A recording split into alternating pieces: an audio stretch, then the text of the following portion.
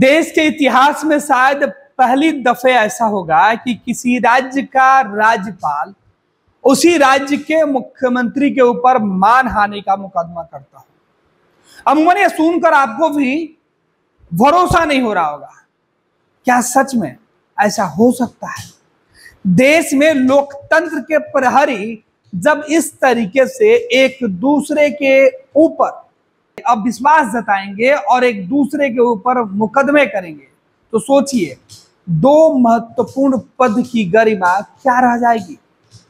किसी राज्य के मुख्यमंत्री के द्वारा राज्यपाल पर यह आरोप लगाने का सिलसिला पिछले कुछ सालों से चल पड़ा है, लेकिन राज्यपाल के द्वारा बार बार उसी राज्य और उसी मुख्यमंत्री के एरोगेंट होने की शिकायत सरेआम होना लोकतंत्र और लोकतंत्र पर आस्था रखने वालों के मन पर यह कठोर चोट है।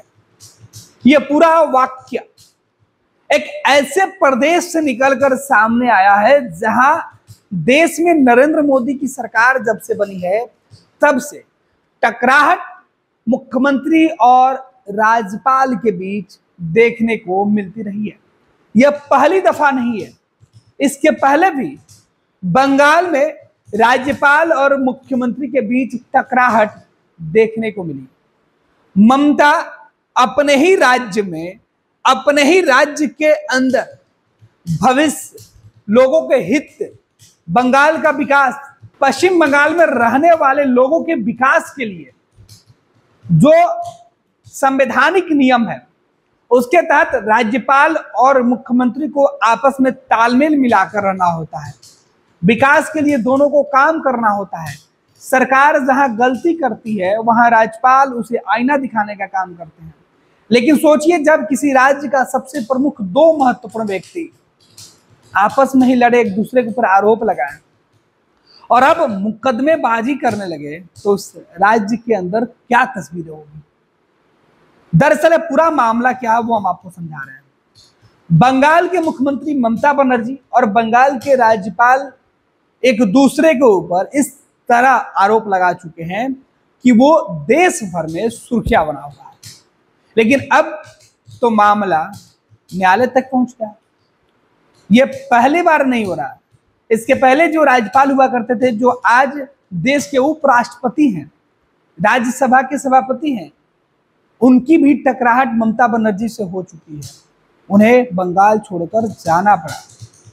लेकिन अब जो दूसरे राज्यपाल आए हैं वो भी ममता बनर्जी से सीधे टकराते हुए दिखाई पड़ रहे हैं। बंगाल के राज्यपाल डॉक्टर सीवी आनंद बोस ने अपने खिलाफ की गई आपत्तिजनक टिप्पणी को लेकर मुख्यमंत्री ममता बनर्जी के खिलाफ कोलकाता हाईकोर्ट ने मानहानि का मुकदमा दायर किया है।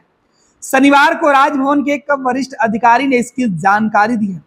आपको बता दें कि तृणमूल कांग्रेस के दो नवनिर्वाचित विधायकों के शपथ ग्रहण में देरी को लेकर मुख्यमंत्री ने गुरुवार को राज्य सचिवालय में संवाददाता सम्मेलन के दौरान बताया था कि महिलाओं ने उनसे शिकायत की कि वो राजभवन में हालिया घटनाक्रम के कारण वहां जाने से डर रही हैं। ममता का इशारा राजभवन की एक महिला कर्मी के द्वारा हाल में राज्यपाल के खिलाफ छेड़खानी की शिकायत दर्ज कराने की ओर था। राज्यपाल इस समय दिल्ली दौरे पर हैं।